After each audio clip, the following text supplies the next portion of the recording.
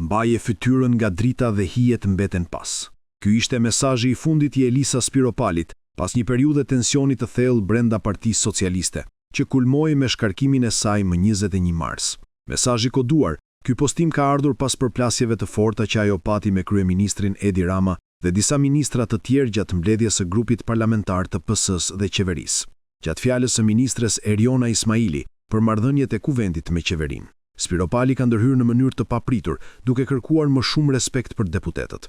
Ky veprim ka shkaktuar një reagim të ashpër nga Rama, i cili i ka thënë: "Ti mos e hap gojën fare, ti njëherë mos fol fare, të paktën në prezencën time." Tensionet janë rritur më tej kur Spiropali qeshi gjatë fjalës së ministres Ismaili, duke shkaktuar një tjetër përplasje verbale me të. Ismaili në mënyrë të qartë i është drejtuar Spiropalit me fjalët: "Zonja Spiropali, skep se qesh." Rama ndërhyri më pas, duke i thënë Spiropalit: "Pse zgërdiesh, ti je më keq", dhe e paralemroi: "Mos më provoko të nxjerr për jashtë." Kjo përplasje është pjesë e një rivaliteti të thelluar brenda Partisë Socialiste, ku Spiropali, dikur një mbështetëse e fortë e Ramës, ka parë gjithnjë e më shumë një tendencë të prapaskenave që favorizojnë ministra të tjerë, veçanërisht Belinda Ballukun.